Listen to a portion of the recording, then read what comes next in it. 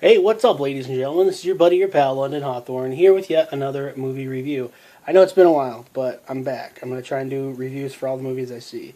This time it's a Mad Max, aka Mad Max 4, aka Mad Max Fury Road. This is the fourth film in George Miller's Mad Max Road Warrior series. I believe it goes Road Warrior, Mad Max, and then Mad Max Beyond the Thunderdome, and now Mad Max Fury Road. So this takes place in the not too distant future. I don't know. Tom Hardy takes over the role of Max from Mel Gibson.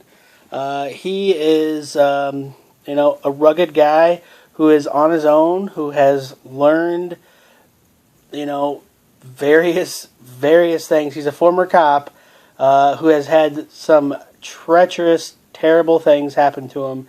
And he's just trying to get by, get to the next town, get to the next city, make it another day.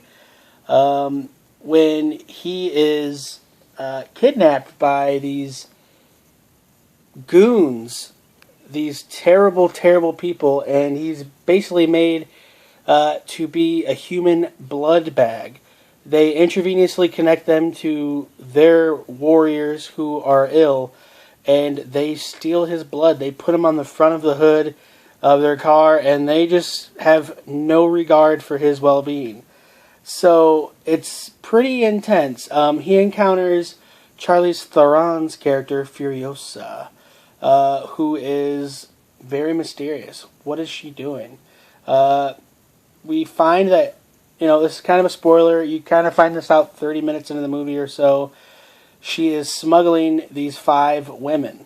So I don't want to ruin the movie for you guys, so just be careful. But I'm not going to tell you the end. But she's smuggling these 5 women that turn out to be the lead villain's wives that don't want to be his concubines, and it's pretty cool seeing this badass chick kicking some serious tail and wrecking havoc. It's really an interesting movie. The visuals are just insane.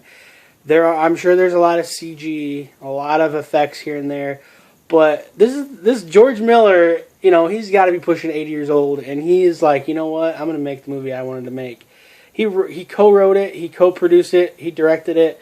It's the same guy. I mean, you don't see this often. I mean, the last one was almost 30 years ago, at least 20 years ago, and he's like, yeah. I'm doing it, and I love his practical effects. His visceral style is just beautiful. It's sensational. The color schemes, the palettes. They're in this Australian desert, and then they add these beautiful, simple red tones, and it's just phenomenal. And there's murky blue scenes. It's just really done really well. And Max, he doesn't need to have these soliloquies and talk ad nauseum. He says what he says. It's quick, to the punch, straight shooter, and I like that a lot. A lot happens really quick at some moments, and it's hard to fully encapsulate everything that happens. At least it was for me. We were late in the movie, so we were in the front row. So I think if we were maybe in the back row, it would have been a little bit easier to comprehend everything. But I had a great time with it. It was fun. A certain character gets killed, and I think that could have been more fleshed out, more of an impact. But, it is over a 2-hour movie. I'm sure some people were starting to snooze. I don't know, I'm just kidding. But it was a fun movie. I just wish some things were fleshed out a little bit more. The color scheme, it's just a beautifully well-made movie. It's very eye-pretty. The eye candy is just insane in the movie. There's some really subtle humor into it here and there, and it's funny. I enjoyed it. I really want to go back and watch the first 3 and then watch this one again. So I gets a big thumbs up. Charlize Theron and Tom Hardy are the definition of transformative actors. They can do anything and everything in their movies. Tom Hardy, obviously, Bane.